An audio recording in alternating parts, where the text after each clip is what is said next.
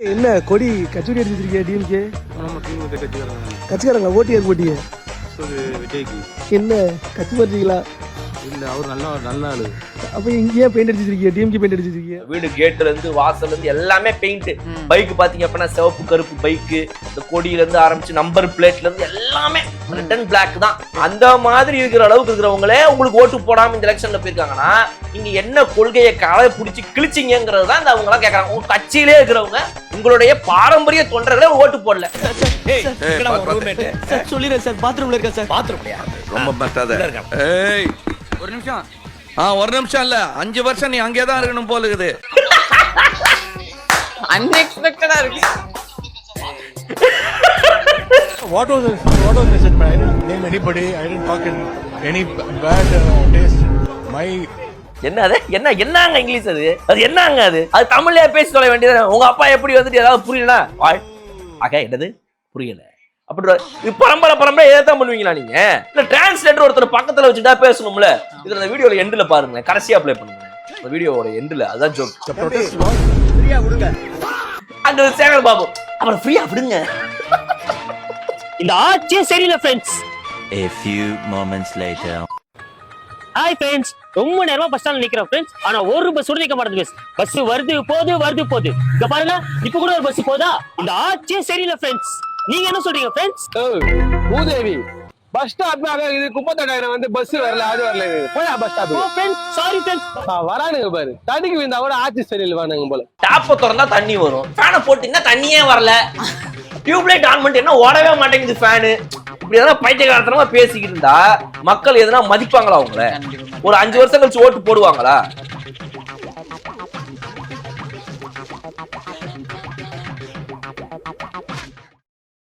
கண்ணாடி மேடை நேயர்களுக்கு வணக்கம் சார். வணக்கம் போல் சார். இன்னைக்கு என்ன அரசியல் நிகழ்வுலாம் நடந்திருக்கு அப்படிங்கிறத பற்றி பார்க்கலாம் சார். இன்னைக்கு காலையில் வந்து சீஃப் மினிஸ்டர் வந்து டாக்டர் அகர்வால் ஹை ஹாஸ்பிட்டலுக்கு போய் பின்ஹோல் பியூப்ளோபாஸ்டி அப்படின்னு சொல்லக்கூடிய ஒரு சென்டரை வந்து ஓப்பன் பண்ணியிருக்காரு. அங்கே வந்து உயர் சிகிச்சை, கண்ணுக்கான உயர் சிகிச்சை, அறுவை சிகிச்சைலாம் பண்ணுறதுக்கான ஒரு சென்டர் அப்படின்னு சொல்கிறாங்க. அதை ஓப்பன் பண்ணி வச்சிருக்காரு சார். அது மட்டும் இல்லாமல் காவல்துறை மற்றும் தீயணைப்பு மற்றும் மீட்பு பணித்துறை சார்பில் கட்டப்பட்டுள்ள புதிய கட்டிடங்களை வந்து ஓப்பன் பண்ணி வச்சிருக்காங்க. அது மட்டும் இல்லாமல் டிஎன்பிசியில் வந்து நிறைய பேர் தேர்வு செய்யப்பட்டிருக்காங்க. அந்த எக்ஸாம் மூலியமாக நிறைய டிபார்ட்மெண்ட்ஸ்க்கு அவங்களுக்கு எல்லாமே அப்பாயின்மெண்ட் ஆர்டர்ஸ் வந்து கொடுத்துருக்காரு சிஎம். அது மட்டும் இல்லாமல் சிறந்த இயற்கை விவசாயிகளுக்கான நம்மாழ்வார் விருதுகளை வந்து 3 விவசாயிகளுக்கு கொடுத்துருக்காங்க சார். அவங்க பேர் மட்டும் ஒரு தடவை படிச்சு காட்டிடுறேன். நல்லசிவம், சுப்பிரமணியன் மற்றும் சாதனா ஆகியோருக்கு 2025-26 ஆண்டிற்கான நம்மாழ்வார் விருதுகளை முதலமைச்சர் விஜய் அவர்கள் வந்து வழங்கியிருக்காங்க சார். அடுத்து நம்ம இப்போ நியூஸ்குள்ளே போயிடலாம் சார். சிஜேபி ஹெட்டாக இருக்கக்கூடிய அபிஜித் திப்கே அவர்கள் வந்து ஒரு நியூஸ் சேனலுக்கான ஒரு டிபேட்டில் உட்காந்து எல்லாம் பேசிகிட்டு இருக்காங்க. அந்த இதில் பேசும்போது அந்த ஆங்கர் கேட்குறாங்க, சார் யார் வந்து பெஸ்ட்டு சிஎம் ஒரு இந்தியாவில் அப்படின்னு கேட்குறாங்க. அதுக்கு வந்து ஒரு நிமிஷம் எல்லாம் அமைதியாகிறாங்க, யாருமே சொல்லலை. அவர் சௌரவ் கூட இருக்கார் இல்லையா, அவர் செய்தி தொடர்பாளர் சிஜேபி, அவங்களாம் கேட்குறாங்க, யாரும் இது பதில் சொல்ல. அதுக்கப்புறம் அவரே கேட்குறாரு, கோன் சிஎம் தமிழ்நாடு அப்படின்ற மாதிரி கேட்குறாங்க. அதுக்கு ஸ்டாலின் அவர் சொன்னார், எம்கே ஸ்டாலின், பினராயி விஜயன், அது மட்டும் இல்லாமல் டெல்லியில் இருக்கக்கூடிய ஆம் ஆத்மி நிறுவனர் கெஜ்ரிவால், இவங்க 3 பேரையுமே சொல்லி எஜுகேஷன், ஹெல்த் கேர், எக்கனாமி, இந்த 3 விஷயத்தில் வந்து அவங்க ரொம்ப நல்லா செயல்பட்டுருக்காங்க. அப்படிங்கிறதுனால பெஸ்ட் சிஎம் அப்படின்ற வரிசையில் எம்கே ஸ்டாலின் இருக்கிறதா அவர் சொல்லியிருக்காரு. அவரை பொறுத்த வரைக்கும் இந்த மாதிரி மற்ற ஸ்டேட்ஸ்லாம் கம்பேர் பண்ணும்போது சதர்ன் ஸ்டேட்ஸ் ஓரளவு கொஞ்சம் பெட்டராக இருக்குது அப்படின்ற மாதிரி ஃபீல் பண்ணுறாரு. அதனால் அந்த வகையில் பார்க்கும்போது எஜுகேஷன் மெயினாக அவர் வந்து ஒரு பிரச்சனையாக பார்க்குறாரு. அந்த எஜுகேஷனில் வந்துட்டு பெஸ்ட் சிஎம் யார் அப்படின்னு கேட்டோம்னாலோ இல்லை எக்கனாமிக் பாலிசி ட்ரிவன் அதுவுமே அவர் சொல்கிறாரு. ஸோ பொருளாதார ரீதியாக பாலிசிஸ் ரீதியாக நம்ம பார்த்தோம் அப்படின்னா வந்துட்டு எம்கே ஸ்டாலின் நம்ம சொல்லலாம் அப்படின்ற மாதிரி சொல்கிறாரு. பினராயி விஜயன் அவர் சொல்கிறாரு. இப்போ உங்களுக்கு ஏன் சிரிப்பு வருது, இல்லை எனக்கு ஏன் இதை சொல்லும் போது சிரிப்பு வருது அப்படின்னா, உள்ள உட்காந்துருக்கு நமக்கு தானே தெரியும் இங்கே என்ன நடக்குது அப்படின்றது ஒன்று. 2வது, இது அவர் பெஸ்ட் சிஎம்மா அப்படின்ற இந்த ரெண்டு தான் நம்ம இந்த சிரிப்புக்கான காரணமாக இருக்கும். அப்போ இதுக்கு நிஜமா ஏன் என்ன இதுக்கு பின்னணியில் நம்மளோட மைண்ட்லலாம் ஓடுது, இல்லை வந்துட்டு அபிஜித் அவர்களுக்கு தெரிஞ்சும் தெரியாத மாதிரி இருக்கிறாரா, இல்லை நிஜமாவே அவருக்கு தெரியாதான்னு நம்ம யோசிக்கிற விஷயங்கள் என்னன்னா, இங்கே இருக்கக்கூடிய கரப்ஷன் அப்படின்ற ஒரு விஷயம். அப்புறம் வந்துட்டு ஒரு ஸ்கீமு அப்படின்னா அந்த ஸ்கீமாக மட்டும் பார்க்காம அந்த ஸ்கீமை ஸ்டார்ட் பண்ணி விட்டுட்டு அதுக்கப்புறம் மீதம் ஃபுல்லாக ஸ்கேமு அப்படின்ற மாதிரி 365 டேஸில் 1 டே ஸ்கீமு, 364 டேஸ் ஸ்கேமு அப்படிங்கிற மாதிரி வந்து ஆரம்பிப்பாங்க. அதுக்கப்புறம் அது பாதியில் விடப்பட்டுரும். அது நடக்குதா இல்லையான்னு தெரியாது. ஒரு தடவை கொடியாட்டி ஒரு பஸ் விட்டுட்டா பின்னாடி இருக்கிற பஸ் எல்லாம் அதுவும் வராது, அந்த ஒரு பஸ் ஒன்று போகும் அப்படின்ற மாதிரி. ஸோ இந்த மாதிரி நிறைய விஷயங்கள்ல ஸ்கீம்ஸ்ல இவங்க என்ன பண்றாங்க அப்படின்றது, இதுல இருந்து இதுக்கு பின்னாடி இருக்கிற கையாடல் முறையேடு அப்படின்ற மாதிரி வந்துட்டு அவங்க செல்லமா அன்பா பண்ற சில விஷயங்கள் திமுக ஆட்சியில் இருக்கும்போது அதை வந்துட்டு செல்லமா மக்களோட பணத்தை லைட்டா எடுத்து பாக்கெட் வச்சுப்பாங்க. அந்த மாதிரி சில விஷயங்கள் பேசிட்டே இருக்கிறோம், ஃப்ரெண்ட்ஸோட பேசிட்டு இருக்கிறோம், விளையாடிட்டு இருக்கிறோம், மாப்பிள்ள வந்து ஒரு 500 ரூபா குர்ரா அப்படின்னு எடுத்து வச்சுப்போம். குர்ரா ஏங்காசு போடா அப்படிம்போம். என்ன இவன் வேற ஒருத்தன் எப்ப பாரு விளையாட்டு அப்படின்ற மாதிரி போயிடுவோம். அப்புறமா நம்ம கேட்க மறந்துடுவோம். ஃப்ரெண்டே கேட்கல, நம்ம எதுக்கு திரும்ப கொடுக்குறோம் அப்படின்னு சொல்லிட்டு நம்ம கொடுக்க மாட்டோம் இல்லையா. அந்த மாதிரி செல்லமா மக்கள் காசு லைட்டா எடுத்து பாக்கெட்ல போட்டுக்கிறது, அவ்வளவுதான். மற்றபடி வேற ஒன்றும் கிடையாது வச்சுக்கோங்களேன். இதெல்லாம் தெரியாம அவர் இதெல்லாம் பேசுறாரு அப்படின்னு ஒரு பக்கம் யோசிக்கிறது, இதுதான் நம்மளுடைய குமுறலுக்கு காரணம். பட் இன்னொரு பக்கம் ஒரு பேச்சுவார்த்தை என்ன போகுது அப்படின்னா வந்துட்டு திமுக, காக்ரோச் ஜனதா பார்ட்டி, அப்புறம் ஆம் ஆத்மி, இவங்கெல்லாம் சேர்ந்து ஒரு தேர்ட் அலையன்ஸை ஃபார்ம் பண்ணிட்டு இருக்கிறாங்க. ஏன்னா வந்து இன்னைக்கு நிலைமை எப்படி ஆயிடுச்சு பாருங்க. இன்னைக்கு வந்த புழுப்பூச்சி 2.5 வருஷம் ஆன கட்சி அப்படின்னு பேசுனதெல்லாம் போய் 2 மாசம் ஆன கரப்பாம்பூச்சிக்கெல்லாம் இன்னைக்கு வந்து நம்ம வந்து வாய்ப்பு கொடுக்குற மாதிரி திமுகவோட நிலைமை ஆயிடுச்சு அப்படின்ற மாதிரி பேச்சுவார்த்தைகள்லாம் போகுது. பாஜகவோட சேருவாங்களா, காங்கிரஸோட இல்ல அப்படின்னா 2வது கூட்டணி, 2 கூட்டணியில் ஏதோ ஒரு கூட்டணி இருப்பாங்களா திமுகனா, DMK is starting a third alliance. அப்ப இதுல பிக்கெஸ்ட் பார்ட்டி யாருன்னு பார்த்தீங்கன்னா ஆம் ஆத்மி அண்ட் டிஎம்கே தான், ரைட்டுங்களா. அவங்களுக்கு அடுத்து சிஜேபி. இந்த மாதிரி ஒரு பேச்சுவார்த்தை போகுது. நான் என்ன சொல்றேன், கரப்பாம்பூச்சி, புள்ளப்பூச்சி, இந்த மாதிரி எல்லா பூச்சியெல்லாம் எடுத்துக்கிட்டு வர அளவுக்கு உங்க அரசியல் இன்னைக்கு இப்படி ஆயிடுச்சாங்கிறத திமுக வந்து யோசிக்கணும். But is it going to happen நமக்கு தெரியல. பேச்சுவார்த்தைகள் வந்து அசம்பிளியில சட்டசபையிலேயே போயிட்டு நாங்க கேள்விப்பட்டோம்னு இவங்க போய் கேட்கறாங்க. ஏதோ ஒரு விஷயத்த கேள்விப்பட்டோம், நீங்க இப்படி பண்ண போறீங்களாமே, இப்படி செய்ய போறீங்களாமே, இது நடக்க போதாமே, இது ஒண்ணு இருக்குதாமே, அப்படியா அப்படின்லாம் செவிவழி செய்தியா வர்றதையே அவங்க சட்டசபையில கேட்கும்போது நாங்களும் எங்க காதுல பட்டதை இந்த மாதிரி வீடியோல உட்காந்து கேட்கறதுல ஒன்றும் பெரிய தப்பு கிடையாது அப்படின்ற மாதிரி தான் நான் அதை பாக்குறேன். அதனால நிஜமா நடக்குதா என்னங்கிறத பாத்துருவோம் நம்ம. பட் இந்த சொல்லுங்க இல்ல சார், இந்த செவி வழியா இன்னொன்னு சொன்னாங்க, அபிஜித் திப்கே வந்து நிறைய பப்ளிசிட்டி பண்றாரு. அதாவது இப்போ அபிஜித் திப்கே அவருக்கு பிடிச்சவங்க எல்லாம் வந்து அவர் ப்ரொட்டஸ்டை சப்போர்ட் பண்றதா இருக்கட்டும், இல்ல கரப்பாம்பூச்சி ஜனதா பார்ட்டியில தங்களை ஐக்கியமாக்கிறதா இருக்கட்டும், இதெல்லாம் நடக்குது. அவரை பிடிக்காதவங்க இல்ல அவரை பப்ளிசிட்டிக்காக தான் பண்றாரா, பேசுறாரா இந்த மாதிரி விஷயங்கள் அப்படிங்கிறதுக்காகவும் ஒரு சைட் பாக்குறாங்க. என்னன்னா அவர் வந்து ஆம் ஆத்மில அதுக்கு முன்னாடி இருந்தவர், அதுல இருந்து வெளியில வந்திருக்காரு. இப்போ வெளில வந்துட்டு தான் இந்த கரப்பாம்பூச்சி ஜனதா பார்ட்டி அப்படின்னு ஒன்று கிரியேட் பண்ணியிருக்காரு. அந்த ஆஃப்டர் அந்த நீட் ப்ரொட்டஸ்ட்டுக்கு அப்புறமா அவர் பண்ற விஷயங்கள்லாம் வேணுமே வந்து ஒரு பப்ளிசிட்டிக்காக பண்ற மாதிரி இருக்கு. எல்லா சீஃப் மினிஸ்டர்ஸும் நாட்டில் இருக்கவங்களாம் ஏதாவது இன்னும் 24 மணி நேரம் தான் டைம், அதுக்குள்ள இதை பண்ணல சரி பண்ணல அப்படின்னா நானே அங்க வந்து அந்த ப்ரொட்டஸ்ட்டை லீட் பண்ணுவேன் அப்படின்னு வீடியோஸ் போடுறதா இருக்கட்டும், இது எல்லாமே ஒரு பப்ளிசிட்டிக்காக அவர் பண்றாரு. அதே மாதிரி தான் இதுவும் ஸ்டாலின் அவர்களை பத்தி பேசுறதா இருக்கட்டும், இல்லை இந்த இந்தியா அலையன்ஸ் ஒன்று கிரியேட் தேர்ட் அலையன்ஸ் ஒன்று கிரியேட் ஆகிறதா இருக்கட்டும், இது எல்லாமே வந்து பப்ளிசிட்டிக்காக அவர் பண்றாரு அப்படின்ற மாதிரியும் சொல்றாங்க. சரி, அவர் பப்ளிசிட்டி பண்றது ஓகேங்க, பட் உங்களுடைய இன்டென்ஷன் என்னங்கிறத ஃபர்ஸ்ட் சொல்லுங்க. இப்போ நிறைய பேர் என்ன அப்படின்னா, இப்போ இது ஒரு ட்ரெண்ட் மாதிரி செட் பண்றாங்க இவங்க எல்லாருமே. அதாவது வந்து கட்சி ஆரம்பிக்கிறதுக்கு முன்னாடி வேற, பட் ஒரு பார்ட்டிங்கிற பேர் காக்ரோச் ஜனதா பார்ட்டினே ஒரு ஆரம்பிக்கிறாரு. But is not telling what is is intention. என்னுடைய மோட்டிவ் என்ன, நான் இதெல்லாம் ஏன் பண்றேன், நான் எலெக்ஷன்ல நிக்க போறேன்னா என்னுடைய ஐடியா என்ன, எதுக்காக இதை ஆரம்பிச்சிருக்கு அதையே சொல்லல. அப்படியே ஒரு இல்லை நாங்கள் மக்களுக்காக நிற்கிறோம், அந்த மாதிரி குரல் கொடுக்குறோம் அப்படின்னு. ஸ்டூடெண்ட்ஸ் ப்ரொட்டஸ்ட் ஃபர்ஸ்ட் கையில் எடுத்தாரு, அப்புறம் அடுத்த மாநிலங்களுக்கு போய் ஸ்டூடெண்ட்ஸ் ப்ரொட்டஸ்ட் அப்படின்ற மாதிரி போச்சு. அடுத்து பார்த்தீங்கன்னா இப்போ ஸ்கூலாக போயிட்டு திடீர்னு கவர்மெண்ட் ஸ்கூலுக்குள்ளெல்லாம் போயிட்டு அவர் பாட்டுக்கு ரெய்டு விடுறாரு. இப்போ அடுத்து பார்த்தீங்க அப்படின்னா ஃபோனில் எல்லார்ட்டையுமே வந்துட்டு இந்த மாதிரி சொல்கிறது, அப்புறம் வீடியோ எடுத்து போடுறது, அப்புறம் நியூஸ் விடுறது. இந்த மாதிரி நாங்கள் வந்துட்டு தமிழ்நாட்டில் மட்டும் வந்துட்டு இந்த மாதிரி ஸ்டூடெண்ட்ஸ் வந்துட்டு சிஜேபி தமிழ்நாடு கூட இணையக்கூடாது அப்படின்னு சொல்லி ஒரு சர்க்குலர் வந்துச்சு. அந்த சர்க்குலர் அதுக்கப்புறமா வந்துட்டு இது பண்ணிட்டாங்க. ஸோ அந்த ரிவோக் பண்ணப்பட்ட சர்க்குலருக்கு முன்னாடி அவர் என்ன சொன்னார், இந்த சர்க்குலர் மட்டும் ரிவோக் பண்ணப்படலை அப்படின்னா நான் நேரடியாக மக்களோட களத்தில் வந்து இறங்கி போராடுவேன் அப்படின்னா ஒரு இதை விட்டாரு. இதை நம்ம எப்படி புரிஞ்சுக்கணும் அப்படின்னா வந்துட்டு இவர் நீங்கள் சொல்கிற மாதிரி ஒரு பப்ளிசிட்டி தேடுறாரு, பட் இதை நோக்கி எதை நோக்கி இவர் போறாருங்கிறது வந்து அவருக்கு மட்டும் தான் தெரியும், வேறு யாருக்கும் தெரியாதுன்னு வச்சுக்கோங்களேன். அது ஒரு பக்கம். பட் இன்னொரு பக்கம் என்னன்னா, ஏன் people are all driven towards this cockroach Janata பார்ட்டின்றதை நம்ம புரிஞ்சுக்கணும். என்ன அப்படின்னா இவங்களெல்லாம் இப்போ ஈர்க்கப்படுறது யாரு அப்படின்னா அந்த கல்லூரி மாணவர்களாகட்டும், அப்புறம் இந்த எஸ்எஃப்ஐ யூனியன் ஸ்டூடெண்ட்ஸுங்க இவங்களாம் இருக்கட்டும்.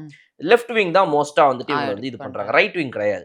அப்ப இந்த லெஃப்ட் விங்ல இருக்கிறவங்களுடைய மிகப்பெரிய ஒரு டூல் எப்பவுமே என்னவா இருந்திருக்கு அப்படின்னா ப்ரொட்டஸ்ட் அப்படின்றது.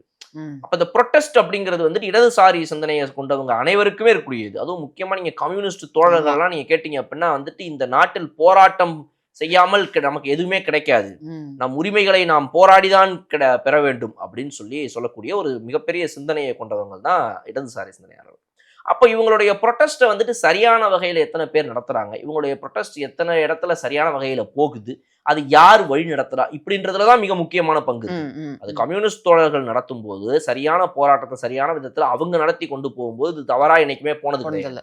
பட் ஆனால் தேவையில்லாத சில பேர் வந்துட்டு இதை வேற மாதிரி, இப்போ ஃபார் எக்ஸாம்பிள் தமிழ்நாட்டிலேயே சென்னையில் சில வாரங்களுக்கு முன்னால நீட்டு ப்ரொட்டஸ்ட் அங்க நடந்துட்டு இருக்கும்போது இங்க வந்துட்டு எவ்வளவு தவறான ஒரு ப்ரொட்டஸ்டா, அதுல கலந்துகிட்ட மாணவர்களை நீங்க கூப்பிட்டு பேசுங்க, உட்கார்ந்துருந்தவங்க ரொம்ப எலீட்டா இருப்பானுங்க, ரொம்ப ஜாலியா எலீட்டா.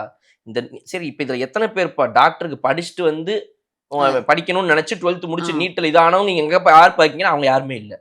அவங்க எல்லாம் வந்துட்டு வேற எதுக்கும் படிக்க போயிட்டானுங்க. இல்ல அப்படின்னா அப்படியே வேற படிக்க போயிட்டா கூட அந்த ப்ரொட்டஸ்ட் அங்க வந்திருந்துருக்கணும்ல.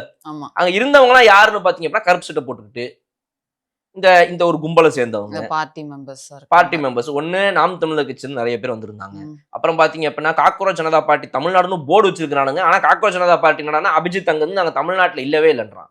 தமிழ்நாட்டுல வந்துட்டு காக்ரோச் ஜனதா பார்ட்டி தமிழ்நாடு கட்சியோட யாராவது இணைந்து போராட்டத்தில் ஈடுபட்டால் உங்கள் மீது அவங்க யாரும் ஈடுபடாமல் பார்த்து கொள்ளுங்கள்னு சர்க்குலர் வந்தப்ப அதுக்கு அபிஜித் அங்கிருந்து வந்துட்டு கண்டனம் தெரிவிக்காரு. நீங்க தான் சொன்னீங்க தமிழ்நாட்டுல காக்ரோச் ஜனதா பார்ட்டி கட்சியே இல்லை, இப்ப அந்த சர்க்குலர் நீங்க ஏன் ரியாக்ட் பண்றீங்க? எனக்கு இது ஏதாவது புரியுதா உங்களுக்கு? சோ இதுல ஒரு குளறுபடி இருக்குதுன்றது ஒண்ணு. இன்னொன்னு இவங்களோட இந்த ப்ரொட்டஸ்ட் ட்ரிவனான மென்டாலிட்டியை இவங்க எல்லாருமே யூஸ் பண்ணிக்கிறாங்க மக்களோட, அவ்வளவுதான். அதை யூஸ் பண்ணி இவங்க ஏதோ ஒண்ணு பண்றாங்க. அது திமுகவா இருக்கட்டும், இல்ல திமுகவை சார்ந்த கட்சிகளாக இருக்கட்டும், இல்ல நீங்க வந்துட்டு இந்த காக்ரோச் ஜனதா பார்ட்டி ஆகட்டும், இவங்க வந்து யாரை டார்கெட் பண்றாங்க அப்படின்னா இந்த ப்ரொட்டஸ்ட் ட்ரிவன் மென்டாலிட்டி இருக்கிற ஸ்டூடெண்ட்ஸ், யங்ஸ்டர்ஸ், அவங்கள இவங்க அப்படியே கொண்டு போறாங்க.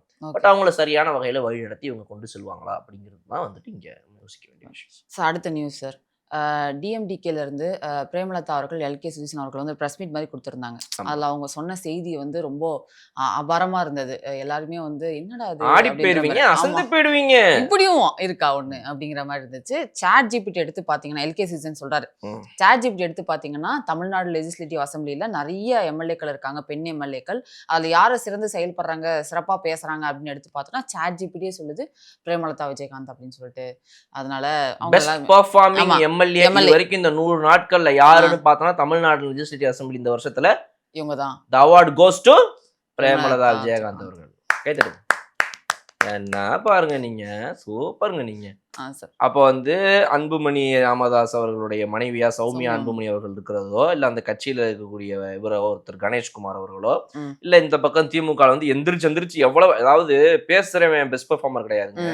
அடுத்தவன் பேசும்போது என்ன அடி வந்தாலும் எதை கொண்டு எரிஞ்சாலும் எதிர்த்து நிக்கிறான் பாருங்க, அவன் தான் பெஸ்ட் பெர்ஃபார்மர். ஆமா, அந்த மொத்த பெஸ்ட் பெர்ஃபார்மர் திமுகவுக்கு போகணும். நான் என்ன சொல்றேன், சௌமியா அன்புமணி அவர்களை விட்டுருங்க, நீங்க வந்து பிரேமலதா விஜயகாந்த் அவர்களை விட்டுருங்க. இந்த பக்கம் ஃப்ரண்ட் ரோல உட்காந்து இருக்கிற பர்ஃபார்மிங் மினிஸ்டர்ஸ் ஆகிறவங்க எந்திரிச்சு ஏவுகணை மாதிரி தாக்குதலை நடத்தி ஒண்ணுமே பதில் இல்லாம திமுக உட்கார வைக்கிற அந்த ஃப்ரண்ட் ரோ மினிஸ்டர்ஸ் ஆஃப் டிவிகேவை விட்டுருங்க, அதெல்லாம் விட்டுருங்க. யாரை நீங்க பெஸ்ட் பெர்ஃபார்மரா அனௌன்ஸ் பண்ணணும், அடி வாங்கி அசராம தினம் அடுத்த நாளும் கிளம்பி வந்து உட்காந்து ஃப்ரண்ட் ரோல ஒருத்தர் எதிர்கட்சி தலைவரா இங்க வந்து கெத்து காட்டிக்கிட்டு இருக்காங்க, ரைட்டுங்களா? அவருக்கு தான் நீங்க இந்த பெஸ்ட் பெர்ஃபார்மர் அவார்டு கொடுக்கணும். இவங்க நம்ம சாட் ஜிபிடியை பார்த்துட்டு கொடுக்குறாங்க. அதுல அந்த மாதிரி ஒரு சிரிப்பு வேற. இல்ல சார், எல்லாருமே வாழ்த்துக்கள் வேற சொன்னாங்க அங்க இருக்காங்க. தேங்க்யூ, ரொம்ப நன்றி. என்னங்க நீங்க ஒரு விஜயகாந்த் அவர்களுடைய மனைவியா இருக்கிறீங்க, அவர் வந்து எப்பேற்பட்ட விருதுகள் எல்லாம் வாங்கினவர், எப்பேற்பட்ட பாராட்டுகளை பெற்றவர், என்ன மாதிரி ஒரு நடிகர் அவரு. அவருடைய வீட்டுல இருந்து வந்த நீங்க இந்த மாதிரி சாட் ஜிபிடி அவார்டுக்கெல்லாம் வந்துட்டு இந்த மாதிரிலாம் பெருமை அடையலாம். இல்ல சார், இன்னொன்னு கூட நாமெல்லாம் சொல்றது கிடையாது, சாட் ஜிபிடி சொல்லுது, நம்ம சொல்லலப்பா, சாட் ஜிபிடி சொல்லுது. ரைட், இது கூட ஏதோ ஒத்துக்கலாம் சார். பெண்லாம் வேற குறிப்பிட்டு சொன்னாரு, இத்தனை எம்எல்ஏக்கள் இருக்காங்க, அதுல இவங்க நல்லா பேசுறாங்க அப்படிலாம் சொன்னாங்க. இவங்க பிரேமலதா விஜயகாந்த் அவர்கள் அடுத்து நாடாளுமன்ற உறுப்பினர்கள் எத்தனையோ பேர் இருக்காங்க, அக்ராஸ் இந்தியா எல்லாரும் போறாங்க. அதுல வந்து சாட் ஜிபிடில எடுத்து போட்டு பார்த்தோம்னா பெஸ்ட் பெர்ஃபார்மிங் எம்பி யாருன்னு போட்டோம்னா எல்கே சுதீஷன் அப்படின்னு சொல்லிட்டு. என்ன நினைச்சுக்கிருக்கீங்க நீங்க? நான் இந்த வீடியோல பாக்கறேன், நான் இந்த இதுதான் பார்த்தேன். அப்படியா? இப்ப இவங்க வந்து அவருக்கு சொல்றாங்க, மாத்தி 2 பேரும் சொல்லிப்பாங்க. சும்மா நீங்க தான் சொல்லிட்டு அவங்க ஒன்னே சொல்லுவாங்க, வாழ்த்துக்கள் சார், வாழ்த்துக்கள் சார். ஓகே, நன்றி நன்றி அப்படின்னு. வீட்டுல சொல்லலையா, பிரஸ் மீட் தான் சொன்னீங்களா? ஏற்கனவே பார்த்து வச்சுட்டு இது என்ன அங்க கூத்தா இருக்கு. இப்ப நான் என்ன சொல்றேன், சாட் ஜிபிடி இதையும் கேட்டுருங்க. Hey ChatGPT, tell me only one winner out of this. MLA Premalatha Vijayakanth or MP Satheesan, I want you to declare one winner only அப்படின்னு கேட்டா, இப்ப இதுக்குள்ள ஒரு ரேஷியோ போட்டு இவங்க எத்தனை இடத்துல பேசுறாங்க, அவங்க எத்தனை இடத்துல பேசுறாங்க, இவங்க என்ன பண்ணாங்க, okay right fine final winner சொல்லி அது ஒண்ணு போட்டுருக்கும். அதையும் பார்த்துட்டு அப்புறம் ஃபைனல் வின்னர் டிக்ளேர் பண்ணி சொல்லுவாங்க. ரைட்டா, ஓகே. அப்ப குவார்டர்லி வருமா அந்த வின்னர்? தெரியல சார் என்னன்ட்டு இது சொல்லிருக்காங்க. அடுத்த தடவை வரும்போது தெரிஞ்சிரும். எப்ப அது 6 months வந்து சொல்றாங்களா இல்ல குவார்டர்லி சொல்றாங்க. ஒருத்தரங்க என்ன அடி வாங்கிட்டு ஒரு 3வது தலைமுறையா வந்து தாத்தா அப்பாவோட பேரெல்லாம் கெடுத்துக்கிட்டு எவ்வளவு கெத்தா உட்காந்துட்டு இருக்காரு. அவரெல்லாம் விட்டு நீங்க பெஸ்ட் பெர்ஃபார்மர்னு சீனா போட்டுக்கிட்டு இருக்கீங்க. அதெல்லாம் விட்டுருங்க. இப்ப நான் என்ன கேட்கறேன், இப்ப உதயநிதி அவர்கள் வந்து நீங்க நல்லா எடுத்து கொடுத்தனால இதை கேட்கறேன். இப்ப இவர் வந்து என்னன்னா, இன்னைக்கு காலையில, அதாவது வந்துட்டு வியாழக்கிழமை எதுமா, இன்னைக்கு காலையில நடந்த சட்டமன்றத்திலேயே வந்துட்டு இந்த ஒவ்வொரு துறையுடைய செயலாளர்கள் செக்ரட்டரிஸ்லாம் வந்துட்டு வரணும்னு சொல்லி நேரு அவர்கள் எந்திரிச்சு சொன்னார். அதுக்கு முன்னாடி ஃபர்ஸ்ட் உதயநிதி அவர்கள் சொன்னார், இந்த மாதிரி வந்து ஒவ்வொரு துறையுடைய செக்ரட்டரிஸ் வந்து இருந்து அவங்க நோட்ஸ் எடுத்துக்கிட்டு போகணும், அதுதான் இதுக்கு அதை வந்து நீங்க வலியுறுத்தணும் நான் கேட்டுக்கொள்கிறேன் உங்ககிட்ட அப்படின்னு சொல்லி அவர் சொல்லியிருந்தாரு. ஏன்னா வந்துட்டு அமைச்சர் ஒன்று பேசும்போது அந்த அமைச்சர் என்ன சொல்றாரு, அந்த துறை ரீதியான செக்ரட்டரி அங்கே இருந்தால் தான் சரி வரும், சீஃப் மினிஸ்டர் வேற இப்போ இங்கே இல்லைனாலுமே கூட அட்லீஸ்ட் சீஃப் செக்ரட்டரி இங்கே இருக்கணும், இந்த மாதிரிலாம் சில விஷயங்களை அவர் சொன்னார். அப்போ சொல்லும்போது அதை வந்துட்டு இந்த பக்கத்துலேருந்து பார்த்தீங்க அப்படின்னா வந்து சபாநாயகர் அவர்கள் வந்து ஏற்கனவே துரைமுருகன் அவர்கள் வந்துட்டு அவை முன்னவராக இருந்தப்ப இதை பற்றி குறிப்பிட்டு பேசியிருக்கிறாரு. அதை நான் இங்கே படிச்சு காட்டுறேன், இது முதல் முறை கிடையாது அப்படிங்கிறத அவரும் அந்த இடத்துல பாருங்க. ஒரு ஆளுங்கட்சி மீது இருக்கக்கூடிய ஒரு விஷயத்த இதை வந்து நீங்க பண்ணினா கொஞ்சம் பெட்டராக உங்க செக்ரட்டரிஸ் நீங்க வர சொல்லுங்க அப்படின்ற விஷயத்த அழகா சொல்றாரு. ஏன்னா ஆதவர்ஜன் அவர்கள் எந்திரிச்சு டிஃபன் பண்ணது வார் ரூம் இங்க இருக்குது, லைவ் ஓடிட்டு இருக்கு, அவங்க அங்கதான் உட்காந்துட்டு இருக்காங்க போது அது கிடையாதுங்க, இங்க வரணும் அப்படின்றத நேரு அவர்கள் சொல்றாரு. அவை முன்னவர் அதை குறிச்சு காட்டி அமைச்சர்கள்ட்ட நான் இந்த இடத்துல சொல்லிக்கிறேன், அமைச்சர் அவர்கள் இனிமேல வந்துட்டு செக்ரட்டரிஸை இங்க வர வச்சிருக்கன்றாங்க. ஆதவர்ஜன் அதுக்கு மேல பதில் தான் பேசல. ஓகே, எக்ஸ்பீரியன்ஸ் பீப்புள் சொல்றாங்க அப்படின்னு புரிஞ்சுக்கிட்டாங்க. இப்ப இதை நான் என்ன ஒன்று புரிஞ்சுக்கிறேன் அப்படின்னா, ஏற்கனவே நம்ம வீடியோலயே சொல்லியிருக்கிறோம், தாவேக தரப்புல இருந்து நீங்க பாத்தீங்க அப்படின்னா வந்து அட்மினிஸ்ட்ரேட்டிவான விஷயங்கள்ல இன்னுமே they are lacking because they are first time MLAs and MLAs and ministers. So அப்போ அவங்களுக்கு அட்மினிஸ்ட்ரேட்டிவ் ரீதியான லேக்கிங் வந்து தாவேகாக்கு இருக்குதா? Yes, of course, everybody knows that. அதை வந்து கொஞ்சம் கொஞ்சமா சரி பண்ற விதங்களை வேலைகளை அவங்க பார்த்துட்டு இருக்காங்க. தேர் ஜஸ்ட் 100 days ஓல்டு ஒரு புதிய அரசு இது. ஸோ அப்போ அதனால இவங்க இதெல்லாம் லேர்ன் பண்ணி அட்மினிஸ்ட்ரேட்டிவ் ரீதியா இருக்கிற பிரச்சனைகளை வந்து இவங்க சரி செஞ்சுக்கலாம். ஓகே, இப்போ நம்ம வந்து ஒரு செக்ரட்டரியை கொண்டு வந்து இங்க வைக்கணுமோ சொல்றாங்க இவங்க, ஓகே முன்னாள் அமைச்சர்கள் இவங்கலாம் சொல்றாங்க ரைட்டுன்னு கேட்டுக்கிறாங்க. இதை கொஞ்சம் கொஞ்சமா சரி பண்ணிப்பாங்க இந்த பிரச்சனைகள்லாம். ஒரு யார்கிட்ட வேலை வாங்கணும், யார்கிட்ட சொன்னா எங்க நடக்கும், இதெல்லாம் லேர்ன் பண்ணி மாத்திக்கலாம். ரைட்டா, கரெக்டா, ஓகேவா? ஓகே, இது அட்மினிஸ்ட்ரேட்டிவ் ரீதியா. அரசியல் ரீதியாவே 75 வருஷம் கட்சியா இருக்கிற நீங்க அதுலயே தப்பு பண்ணிக்கிட்டு இருக்கீங்களே, அதை நீங்க எப்ப திருத்திப்பீங்க? ஓகே, அட்மினிஸ்ட்ரேட்டிவ் ரீதியா புதுசா வந்துக்கிறவங்க கத்துக்குவாங்க. நீங்க அரசியலே எத்தனை வருஷம் கத்துக்குவீங்க? இன்னும் இதை எப்ப சரி பண்ணிக்க போறீங்க? இப்பன்ற கேள்விகள்லாம் இவங்க எந்திரிச்சு கேட்கும்போது உங்ககிட்ட பதில் இருக்கா? இல்ல. அமளி துமளி பண்ணி எந்திரிச்சு கிளம்பி போறீங்க. வீட்டுக்கு போலாம், வா கேள்வி வைக்கிறாங்க இவங்க, இங்க இருக்கா உள்ளுக்குள்ள இது சட்டமன்றத்துக்கு வரவே, என் பொண்டாட்டி அப்பயே சொல்லிச்சு போகாதீங்க கேள்வி வைப்பாங்க, உங்களுக்கு பதில் தெரியாது அப்படின்னு என் பொண்டாட்டி சொல்லிச்சு, நான் தான் கேட்கல அப்படின்ட்டு எல்லாம் ஓடி போயிடுறாங்க வெளியே. இப்ப இதுக்கு என்ன பண்றது? இந்த அரசியல் எப்ப கத்துப்பீங்க நீங்க? அப்ப இதுலயே பிரச்சனை இருக்கு. இதுல என்ன ஒரு நான் கவனிச்ச விஷயம் அப்படின்னா, மிஸ்டர் உதயநிதி அவர்கள் வந்து அப்படி சிரிக்கிறாரு. அவர் ஒண்ணு எந்திரிச்சு சொல்லிட்டாராமா, அது வந்து இவங்களுக்கு தெரியலையா. உட்கார்ந்ததுக்கு அப்புறம் நேரு அவர்கள் எக்ஸ்பிளைன் பண்ணும்போது பாருங்க சபாநாயகர் அவைத்தலைவரை அப்படின்னு அவைத்தலைவரை பார்த்து கை நீட்டி இங்க பாருங்க இவங்களுக்கு பாருங்க எவ்வளவு அரசியலை கத்து வச்சுக்கிட்டு இப்படி வந்து உட்கார்ந்துகிட்டு சிரிக்கிறாரு. அவர் ஒரு விஷயம் தெரிஞ்சு போச்சாமா. ஏங்க நீங்க பண்ண அரசியலை பார்த்து உலகமே சிரிக்குதுங்க. ஒரு இல்லாத ஒரு டோர்னமெண்ட்ல ஜெயிச்சதா ஒருத்தர் ஒரு இல்லாத டிராபியை உருவாக்கி கொண்டு வந்து உங்களா உங்க அப்பாவை சிஎம்மா இருக்கும்போது சிஎம் டெப்டி சிஎம் 2 பேரும் தூக்கி வச்சு ஸ்மாக்க போட்டு போகிறார் ஒருத்தர். அப்ப இன்டெலிஜென்ஸ் என்ன வேலை பார்த்தாங்கன்றது ஒரு கேள்வி. உங்களே இன்டெலிஜென்ட்டா முதல்ல இருக்க மாட்டேங்கிறாங்க. இன்டெலிஜென்ஸ் டிபார்ட்மெண்ட் என்ன வேலை? என்னங்க நீங்க ஒரு அமைச்சர் ஒருத்தர் இன்டெலிஜென்ஸ் டிபார்ட்மெண்ட் வரைக்கும் ஏங்க போறீங்க? இதுக்கு ஒரு பிஎஸ் செக்ரட்டரி இருப்பார் கூட. இப்ப இவங்க சொல்றாங்கல்ல செக்ரட்டரியை கூடயே வைத்துக் கொள்ள வேண்டும். அப்பதான் இந்த செக்ரட்டரிஸ் ஒவ்வொரு டிபார்ட்மெண்ட்ல இருந்து அப்புறம் சீஃப் செக்ரட்டரி எல்லாருமே அப்பப்ப சொல்லுவாங்க, உங்க செக்ரட்டரி அன்னைக்கு என்ன பண்றாரு? நான் கேட்கிறேன், உங்க செக்ரட்டரி அன்னைக்கு என்ன பண்றாரு? பாகிஸ்தானையே வீழ்த்திட்டு வந்தாரு. உங்ககிட்ட ஒரு கப்பு, உங்க அப்பா கிட்ட ஒரு கப்பு. அதுவும் ஆமா, ஒரே கப்பு இல்ல, வேற வேற கப்பு, வேற ஜெர்சி. என்ன பண்றீங்க? அப்ப நீங்க உங்க செக்ரட்டரி என்ன பண்றாங்க? இப்ப இது ஒண்ணு. இன்னொன்னு, இப்ப ஒரு இந்த சிரிப்பு சீக்கிறாரு. இப்ப இதுல வந்து ஏற்கனவே இவங்க தான் எல்லாத்தையுமே உடனடியா அங்கே வச்சு டீல் பண்ணி அப்பயே பேசிடுவாங்களே.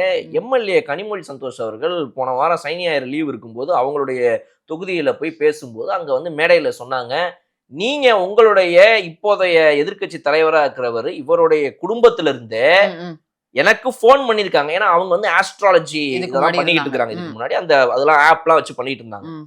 ஸோ அப்ப அதை வச்சு இவங்க கேட்கறாங்க, உங்களுடைய குடும்பத்துல இருந்தே போனை போட்டு, என்னங்க எங்களுடைய இதுல வந்து சிஎம் ஆவாரா, ம். ஜெயிப்பாரா எங்களுடைய வீட்டு தலைவர், உங்க குடும்பத்துல இருந்தே போனை போட்டு கேட்டிருக்காங்களப்பா, ஏன் நீ போய் கேளப்பா அப்படின்னு அந்த அம்மா சொன்னாங்களே, நீ போய் கேட்டீங்களாப்பா அப்படின்னு நான் கேட்கிறேன். நீங்க பதில் பேசணுமா இல்லையா? ஆமா.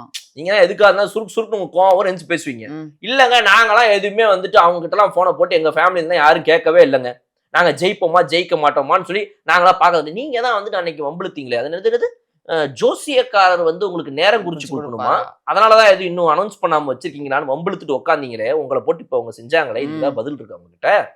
அப்ப நீங்க இங்க முன்னாடி உட்காந்து பகுத்தறிவு, இங்க உட்காந்து நீங்க வந்துட்டு இந்த மாதிரி மூட நம்பிக்கைகள் எல்லாம் நம்பிக்கை கிடையாது, நாங்க கடவுள் எதிர்ப்பு கிடையாது, மூட நம்பிக்கைகளுக்கு எதிர்ப்புன்னு சொல்றீங்க. ஆமா. இந்த என்ன மூட நம்பிக்கையில போயிட்டு இந்த அம்மா கிட்ட போயிட்டு நீங்க போயிட்டு ஆப்ல உட்காந்து போட்டு இப்ப கேட்டுக்கிட்டு இருந்திருக்காங்க இவங்க, என்னங்க வருமா அவங்க ஜெயிப்போமானாங்க, போனை போட்டு வர பேசிருக்கீங்க, நீங்க ஆதாரம் இருக்குது, ஆடியோ கால் ப்ரூஃப்ன்றாங்க. இப்ப இதுனா பதில் பேச முடியுமா? கம்முன்னு உட்காந்துருக்கீங்களா? when tail quoting you sitting அதெல்லாம் பண்ணிட்டு இருக்கீங்க. அப்போ உங்ககிட்ட வந்துட்டு முன்னாடியே வந்து சொல்லியிருக்கிறோம் நாங்க, நீங்க பொய்யாதான் பேசுறீங்க, உங்ககிட்ட வந்து உண்மையாவே கொள்கைவாதி எல்லாம் கிடையாது. நீங்க கொள்கைவாதி எந்த கொள்கையை தான் ப்ராப்பரா ஃபாலோ பண்றீங்க? சுயமரியாதை கல்யாண திருமணங்கள்னு சொல்றீங்க, அந்த சுயமரியாதை கல்யாண திருமணங்கள் மேடையில போய் ஏறுன்னு அரசியல் பேசிட்டீங்க. அந்த சுயமரியாதை கல்யாண திருமணத்தை பக்கத்திலே ஓமகுண்டம் இருக்குது, ஒரு ஐயர் உட்காந்து ஏற்கனவே எல்லாத்தையும் பண்ணி ஓதி முடிச்சுட்டு கிளம்பி போயிட்டாரு. அதுக்கப்புறம் நீங்க நான் வரும்போது அவர் கூடாது, அவர் வரும்போது நான் வர மாட்டோம், இதுதான் சுயமரியாதை திருமணம். என்னங்க எனக்கு புரியலங்க. சுயமரியாதை திருமணத்துல எதுக்குங்க உங்க திமுக கட்சிக்காரங்களோட இதுல வந்து இது நடக்குது? அப்ப அது வந்து சுயமரியாதை திருமணம் கிடையாது, அது வந்து சாதாரண திருமணம், எல்லாருக்கும் தெரிஞ்சு போச்சு. ஓமகுண்டம் இருக்குது, ஐயர் வந்து எல்லாம் பண்ணிக்கிறாரு, தாலி எடுத்து கட்டுறாங்க, எல்லாம் இருக்குது. அப்ப அதுல உங்களுக்கு என்ன வேலை? அதெல்லாம் ஒரு பக்கம் நடக்கும், நீங்க போயிட்டு மேடை போட்டு 4 பேர் சேர்ல உட்காந்து போய் ஆஹ அப்படின்னு சொல்லிட்டு பேசிட்டு வர்றதுக்கு இது வந்து ஒரு திருமணமா? அப்பப்ப ஆளுங்கட்சியை பத்தி 4 வார்த்தை எக்ஸ்ட்ரா என்ன எக்ஸ்ட்ராவா பேசுறதே? அதுதான் கடைசியில வந்து இந்த திருமண தம்பதிங்க வந்து தமிழ்ல பேர் வைக்கணும், தமிழ்ல குழந்தை பேர் வைக்கீங்க. போயிடுவாங்க. இது ஒரு லைன் மட்டும் சொல்லிட்டு அப்பாவும் அந்த பையன் சொல்லுவாங்க. இதுக்கு இன்னொன்னு கேக்குறேன், நீங்க தான் கொள்கைவாதிகளாச்சு, உங்க கட்சியில இருக்கிறவங்க எல்லாம் வந்துட்டு இந்த மாதிரி வந்து கட்சியில இருக்கிற எல்லாருமே சாமி நம்பிக்கை இல்லாம இருக்கணும்னு அவசியம் கிடையாது. நான் 30 வருஷமா சிவனை கும்பிடுறவன்னு சொல்லிட்டு உங்க கட்சியிலேயே வந்து இவர் சொல்றாரு, சேகர் பாபு அவர்கள் சொல்றாரு. அப்ப உங்க கட்சியில சாமி நம்பிக்கை இல்லாதவங்க தான் எல்லாரும் இருக்கிறாங்கன்னு நான் சொல்ல வரல. பட் நான் என்ன கேட்கறேன் அப்படின்னா, நீங்க பகுத்தறிவு பேசுறவங்க, நீங்க வந்து பகுத்தறிவு பகலவனை வந்து ஃபாலோ பண்றவங்க எல்லாமே இருக்கிறவங்க, நீங்க எதுக்கு ஆடி மாசம் ஃபுல்லா நீங்க கல்யாணத்துக்கு அட்டென்ட் பண்ணல? அப்ப உங்க கட்சியில இருக்கிற யாருமே இதை ஃபாலோ பண்றது எல்லாம் நாள் பாக்குறாங்க. ஆமா கரெக்ட். ஆடி மாசம் டேட்டே பார்க்க கூடாதுல்ல, ஆடி மாசம் ஃபுல்லா லீவுன்னு நம்பளுத்தாங்களே, ஆடி மாசம் ஃபுல்லா ஏன் லீவு? அது மத்தவங்களுக்கு என்னைய மாதிரி அறிவில்லாத தற்குறிங்களுக்கு தான் ஆடி மாசம் நாங்க கல்யாணம் பண்ண மாட்டோம். நீங்க தான் வந்து பகுத்தறிவு பேசுறவங்களாச்சே, எதுக்கு ஆடி மாசம் உங்க கட்சியில ஒரு கல்யாணம் கூட நடக்கல, ஏன் ஒரு கல்யாணம் நீங்க போகல? நீங்க பகுத்தறிவு பேசுறவங்களா இருந்திருந்தா, நீங்க வந்துட்டு இந்த மாதிரி வந்து அது என்னது மூட நம்பிக்கைகள்ல வந்துட்டு நம்பிக்கை இல்லாதவங்களா இருந்திருந்தா, ஆடி மாசத்துல ஒரு கல்யாணமா நீங்க அட்டன் பண்ணிருக்கணும், ஒரு மேடையில நாங்க பேசி பார்க்கவே இல்லையே. அப்ப நீங்க சொல்ற இதை யாருதான் ஃபாலோ பண்றா தமிழ்நாட்டை எனக்கு காட்டுங்க. இப்ப உதயநிதி அவர்களே அவரு டெபுட்டி சிஎம்மா வந்து பதவி ஏற்கும் போது ஏதோ ஒரு ஈவினிங் வந்து நல்ல நேரம் 3:30 மணிக்கு தான் அவர் பதவி ஏற்றிருக்காரு. எதுக்குங்க நீங்க டெபுட்டி சிஎம்மா 3:30 மணிக்கு அன்னைக்கு பதவி? எல்லாம் காலையில தானே பதவி ஏத்துப்பாங்க மோஸ்டா, அது வந்து காலையில இல்ல, ஒருத்தர் வீடியோவே போட்டாரு. ஆமா கேட்டாரு, அதுக்கு ஏதாவது பதில் சொல்லுங்க. இல்லங்க அன்னைக்கு 3:15 to 3:45 நல்ல நேரம்லாம் கிடையாது, அவர் ஏதோ தப்பா சொல்றாரு, நான் அன்னைக்கு 3:30 மணிக்கு அன்னைக்கு காலையில தூங்கிட்டேன், நைட்டு வந்துட்டு தூங்குறதுக்கு லேட் ஆயிடுச்சு, காலையில எந்திரிச்சு போகும்போது அவர் வீட்டுல இல்ல, அதனால நான் அப்புறமா போயிட்டு சந்திச்சேன், ஏதாவது ஒரு காரணமா சொல்லுங்க, ஏன் 3:30 மணிக்கு அன்னைக்கு பண்ணீங்க எல்லாரும் கேட்கறாங்க. ஆமா. அப்ப எங்கேயாவது ஒரு இடத்துலயாவது உங்க கொள்கையோட சிங்க் ஆகுதால? சிங்கே இல்ல, நான் சிங்க்லயே வண்டி ஓடிக்கிட்டு இருக்கு. வம்பளுக்கிறதுக்கு மட்டும் வாலண்டரியா கிளம்பி வீட்டுல இருந்து வேக வேகமா வண்டியை பிடிச்சு வந்து உட்காந்து ஒரு வார்த்தை சொல்றீங்க, 4 அமைச்சர் இருந்துச்சுன்னு உங்களை வம்பளுக்குறாங்க. ஹிஸ்டரி அப்படி ஹிஸ்டரி, அதாவது அவங்க உங்க தாத்தாவோட பேர் கெட்டு போகுது, உங்க அப்பா பேர் கெட்டு போகுது, உங்க கட்சி பேர் கெட்டு போகுது, உங்களுடைய கொள்கை அது இதுன்றீங்க, எல்லாம் பேசுறீங்க, உங்களை வம்பளுத்துட்டு போயிடுறாங்க. அப்ப என்ன பேசுறதுன்னு தெரியல. நீங்க ஒருத்தரை பார்த்து ஒரு வார்த்தையை சொல்லி ஒரு அமைச்சரை வம்பளுக்குறீங்க, பதிலுக்கு அவர் சொல்ற வார்த்தைக்கு பேச முடியாது. அப்ப என்ன இந்த வார்த்தையை சொல்லிட்டாங்க. அதனால இந்த மாதிரி பேசுறதே ஒரு நிறுத்தணும், இது ஒண்ணு. அப்புறம் அவர் சிரிக்கிறாருல்ல, பாருங்க அவைத்தலைவர் உங்களுக்கு ஒண்ணுமே தெரியல அப்படின்னு. உங்களுக்கு ஒண்ணுமே தெரியலங்கிறது தான் இப்ப எல்லாரும் பார்த்து சிரிக்கிறாங்க. என்னன்னா, கிரேட்டர் சென்னை கார்பரேஷன்ல இருந்து ஒப்பந்ததாரர்களுக்கு கிட்டத்தட்ட ஒரு 6 மாசமா அமௌண்டே வரலையா.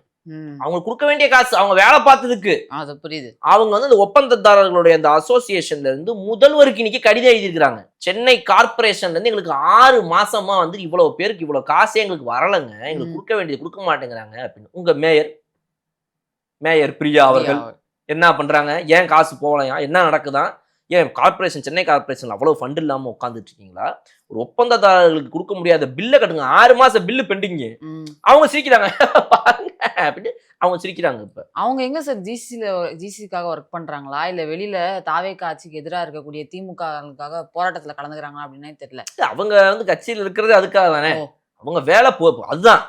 டைம் கிடைக்கும் போது மேயர் வேலை பார்ப்பாங்க. டைம் கிடைக்கும் போது எப்பயாவது டைம் கிடைச்சா ஓ நான் மேயர் வேறல இது வேற ஒண்ணு அப்படின்னு சொல்லிட்டு அவனை போய் வேலை பார்த்துங்க, அவ்வளவுதானே தவிர மத்தபடி வந்துட்டு பார்ட் டைம் ஜாப் அது ஸ்விக்கி வண்டி ஓட்டுற மாதிரி எல்லா வேலையும் முடிச்சுட்டு நைட்டு 1 மணி நேரம் வண்டி ஓட்டி வந்துடுற மாதிரி இப்ப டைம் கிடைக்கும் போது மேயர் வேலை பார்ப்பாங்க. மத்தபடி வந்து கட்சி கொள்கையை பிடிச்சிட்டு அப்புறம் வண்டியில கையை இப்படி பிடிச்சிட்டு அப்படியே தொங்கினே போவாங்க அப்படின்னு போவாங்க ஏரியாவுக்குள்ள.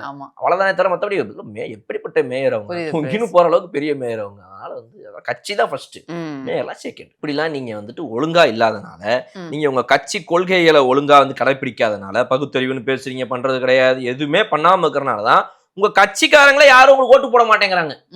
கட்சியில இருக்கிறவங்களே ஓட்டு போடுறது கிடையாது. நீங்க எவ்வளவோ கஷ்டப்பட்டு வேலை பாக்குறீங்க, என்னென்னமோ பண்றீங்க, என்ன இவங்க அங்கே ஓட்டு போட்டுருணும், அவங்க இங்கே ஓட்டு போட்டுருணும் எல்லாம் பேசிடுறீங்க நீங்க. ஆனா என்ன ஆகுதுன்னா உங்க கூடயே ஐயா இவன் போட்டுருவான், ஐயா அவன் போட்டுருவான், ஐயா ஐயா எல்லாம் போட்டுருவாங்க அப்படின்னு சொல்லிட்டு அவனே போட மாட்டேங்கிறான். அதுக்கு ஒரு வீடியோ இந்த பாருங்க. என்ன கொடி கட்சி கொடி அடிச்சு வச்சிருக்கியா டிஎம்கே? நம்ம திமுக கட்சிக்காரங்க தானே. கட்சிக்காரங்களா ஓட்டு யாருக்கு போட்டிய? விஜய்க்கு.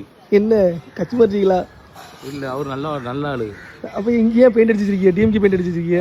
வீட்டுக்கு பரம்பரையா திமுக, அதாவது வீட்டு கதவுலயே வந்துட்டு திமுக பெயிண்ட் அடிச்சு நம்ம பாத்துருப்போம் ஏரியால. இந்த கொள்கைவாதிகளா இருப்பாங்க, ரொம்ப காலமா கலைஞர் காலத்து அண்ணா காலத்துல இருக்கிறவங்க வீடு கேட்டுல இருந்து வாசல்ல இருந்து எல்லாமே பெயிண்ட். பைக் பாத்தீங்க அப்படின்னா சிவப்பு கருப்பு பைக்கு, இந்த கொடியில இருந்து ஆரம்பிச்சு நம்பர் பிளேட்ல இருந்து எல்லாமே ரிட்டன் பிளாக் தான். விட்டா மூஞ்சிக்கு மேல வந்து இங்க ரெட் இங்க வந்து பிளாக் பெயிண்ட் அடிச்சுட்டு சுத்தி இருப்பாங்க. அந்த மாதிரி இருக்கிற அளவுக்கு இருக்கிறவங்களே உங்களுக்கு ஓட்டு போடாம இந்த எலெக்ஷன்ல போயிருக்காங்கன்னா நீங்க என்ன கொள்கையை களை பிடிச்சி கிழிச்சிங்கிறது தான் இந்த அவங்க எல்லாம் கேட்கறாங்க. உங்க கட்சியிலே இருக்கிறவங்க உங்களுடைய பாரம்பரிய தொண்டர்களே ஓட்டு போடல. நீங்க வந்து இன்ஸ்டால மையா பார்த்துட்டோம், அப்புறம் வந்து இன்ஸ்டா மூலயமாக ஆக இந்த சோசியல் மீடியாவில் இது சோசியல் மீடியா ஆக அதான் அந்த சோசியல் மீடியாவில் நம்மளை ஏமாத்துட்டாங்க. இந்த ஜென்ஸுக்கெல்லாம் ஒன்றா சேர்ந்து சார் ஜென்ஸ் லேடிஸ் எல்லாரும் தான் சார் ஓட்டு போட்டாங்க. ஆக இந்த சோசியல் மீடியாவில் அதான் ஓட்டு போட்டு ஏமாத்தி விட்டாங்க, அதனால நம்ம தோத்துட்டோம் அப்படின்றீங்களே. இந்த உங்க கட்சியிலேயே இருக்கிறவர் ஓட்டு போட இவர் எந்த சோசியல் மீடியாவில் போய் ஏமாந்து போனாரு? இதுக்கு எனக்கு பதில் சொல்லுங்க. சோசியல் மீடியாவில் இவர் போய் ஏமாந்தாரா?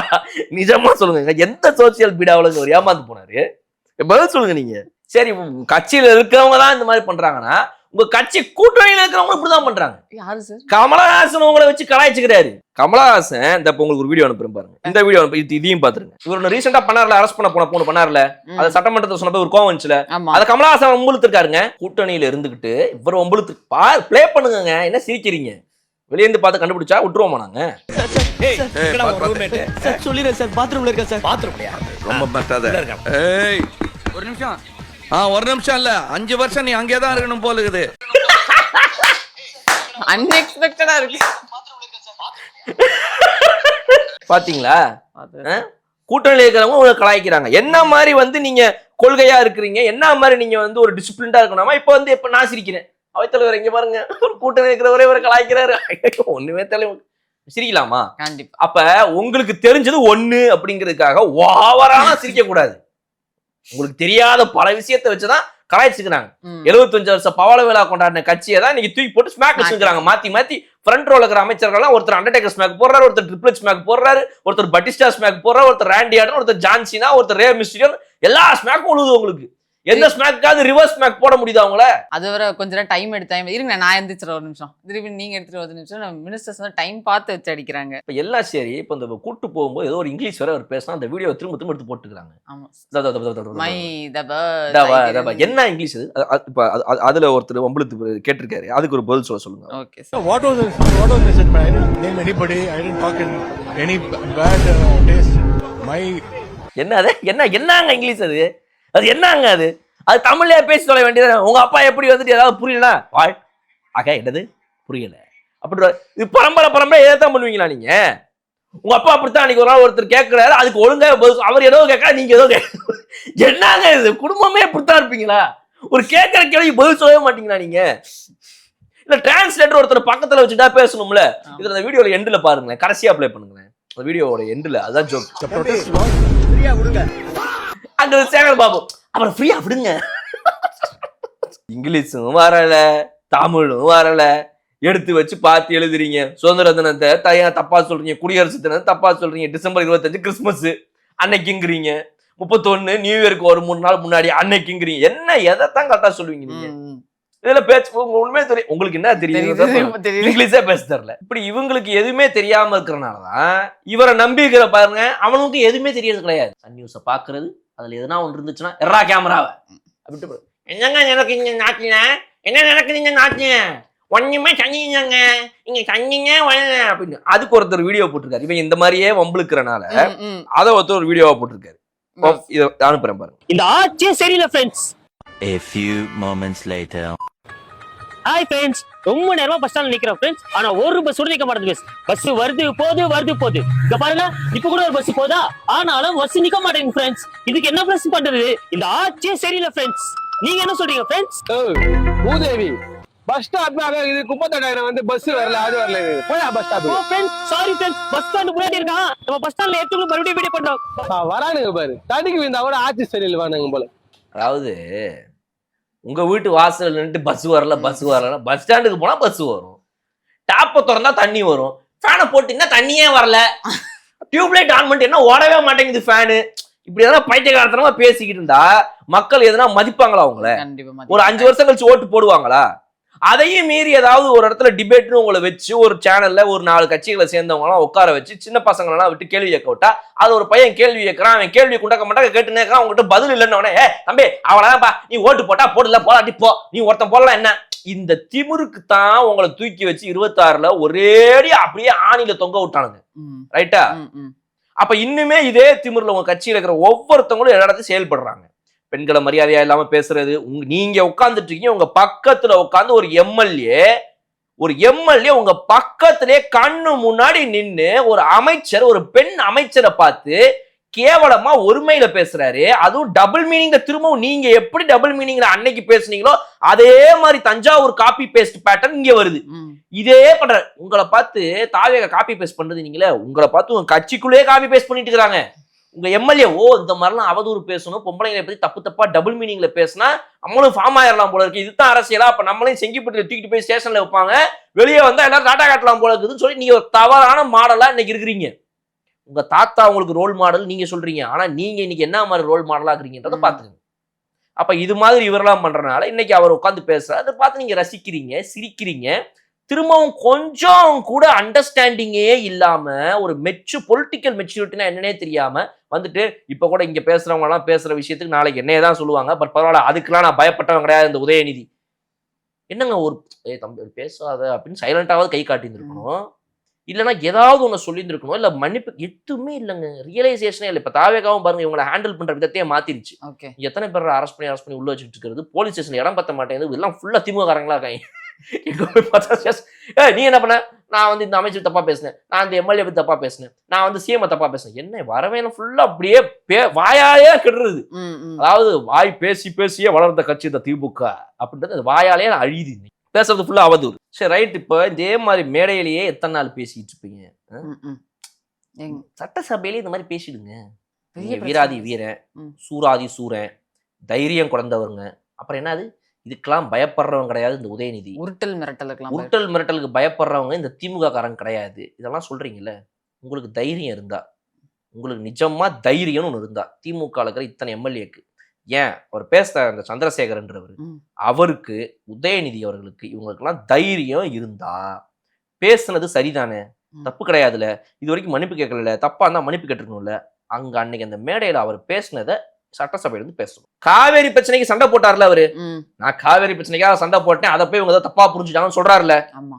அதே மாதிரி அவரை அன்னைக்கு தஞ்சாவூர்ல பேசுனதை இங்க பேசணும். அதே மாதிரி கீழே ஒரு 10 பேர் உட்காந்து இந்த அல்லு சில்லுங்க, இந்த ஊப்பிங்க 200 ரூபா வாங்கிட்டு கீழே உட்காந்துக்கிட்டு ஒரு பேரை சொன்னானுங்க. அந்த பேரை சொன்ன உடனே, அவங்க பேரை கேட்ட உடனே இதுக்கு இவரு சொன்னார்ல, அதே மாதிரி பின்னாடி உட்காந்துட்டு இருக்கிற இவங்களோட எம்எல்ஏக்களால அந்த பேரை சொல்லுங்க. அது சொல்லும் போது இவர் சொல்லுங்க, அப்படியே ask them to recreate the same what they did outside inside the parliament. பண்ண சொல்லுங்க. இவங்க பண்ணிட்டாங்கன்னா இவங்க தைரியமானவங்க, இவங்க தப்பு பண்ணல, இவங்க பண்ணது கரெக்ட் தான், மக்கள் தப்பா புரிஞ்சுட்டாங்க.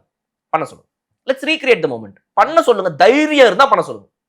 திமுக காரங்களுக்கு தைரியம் சொல்றாங்கல்ல, யாரும் பயப்பட மாட்டாங்கல்ல, ஊட்டமன்ற பயப்பட மாட்டாங்க, தைரியம் தான் பண்ண சொல்லுங்க. முடியாதுல்ல? கண்டிப்பா முடியாது சார். அமைச்சர் கீர்த்தனா அங்கதான் உட்காந்துருக்காங்க. அவங்களை பத்தி நீங்க என்ன பேசுனீங்களோ அந்த வீடியோல அப்படியே அதை நேர்ல நாங்க பேசுங்க சார். நீங்க தைரியமானவங்கள சார். அதுவும் பெண்கள் ஒருத்தங்க எந்திரிச்சுன்னு கேள்வி கேட்டா உங்களுக்கு தாங்கிக்க முடியாது. அப்படியே ஒரு ஏய் நான் யாரு அவ இவன் பேசுறீங்களே, வாடி பொடி பேசுறீங்களே, எந்திரிச்சு நாங்க பேசுங்க சார். அங்க போய் உட்காந்து மாண்பு இல்லாம அந்த சபையில உங்களால பேச முடிஞ்சா தைரியமா அதை பேசி காட்டுங்கன்றேன் நான். இப்படி நீங்க தைரியம் இல்லாம மேடையில பேசுறத இங்க பேச முடியாதனாலதான் அதே மாதிரி உங்களுடைய கும்பலும் அவதூறு பேசுறது, அசிங்கமா பேசுறது, தப்பா பேசுறது, யூடியூப் சேனல்ல தம்ப்நெயில் வைக்கிறது, தப்பா வைக்கிறது, நக்கீரன்ல இருந்து ஆரம்பிச்சு ஒவ்வொரு சேனலை பாருங்க, அவங்களோட தம்ப்நெயில பாருங்க எப்படி இருக்குதுன்னு. தம்ப்நெயில அதை பார்க்க முடியுமா உங்க அண்ணால?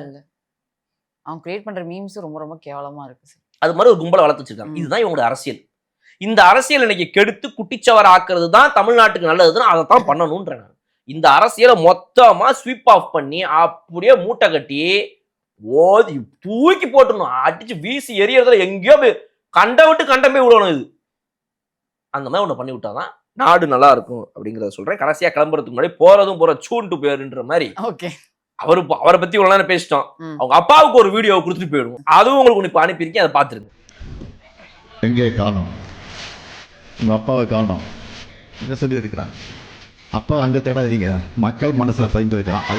அது ஸ்டாலின் சொல்றாரு, அந்த ஒரு ரூபாய் கொடுங்க.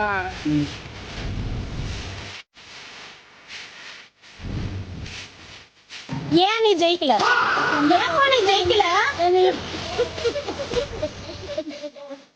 டம்மி முதலமைச்சர்னு சொல்லி இப்போதைய ஜோசப் விஜய் அவர்கள் முதலமைச்சரை பார்த்து இவர் வெளியே போயிட்டு பேசிட்டு இருக்கிறாரு. உங்க அப்பாவை பத்தி தான் இந்த வீடியோல இருக்கிறவங்க பேசிட்டு இருக்கிறாங்க. மக்கள் சொல்லல, அவங்க சொல்றாங்க. இங்க இருக்கிற வெளியே இருந்து இப்போ நீங்க போடுற வீடியோக்கள்ல பேசுறது யாருன்னா ஊப்பிங்க பேசுவாங்க. ஊப்பிங்க உட்காந்துக்கிட்டு வீடியோல கதறிக்கிட்டு இருப்பாங்க, அப்படின்னு கதறிட்டு இருப்பாங்க. நீங்க சொல்லுவீங்க. ஆனா மக்கள் என்ன சொல்றாங்க இந்த முதலமைச்சரை பார்த்து? நாங்களும் போயிட்டு தான் சேனலா கேட்கறோம். நடுநிலையா இருக்கிற எல்லா சேனல் போய் கேட்டா எல்லாருக்கும் இதே பதில் தான் எங்களுக்கு வருது. அவங்களுக்கு மட்டும் வேற உங்களுக்கு மட்டும் வேற பதில் வரும்.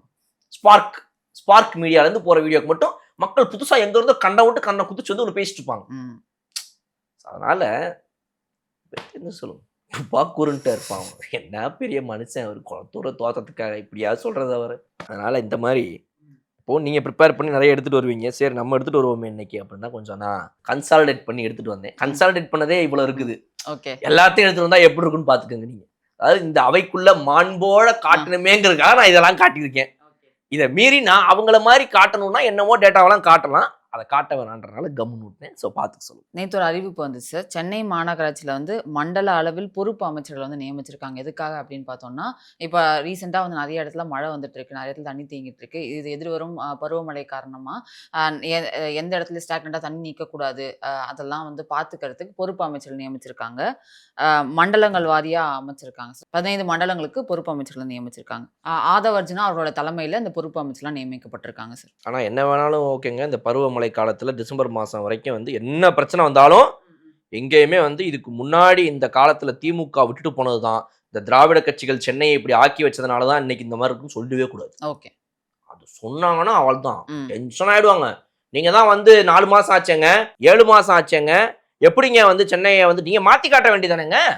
சென்னையை தலைகளா திருப்பி போடுங்க. இது என்ன பரோட்டாவா? உங்க குளத்தூர தூக்கி போட்டு திருப்பி போட்ட மாதிரி இது என்ன பரோட்டா திருப்பி போடுறதுக்கு?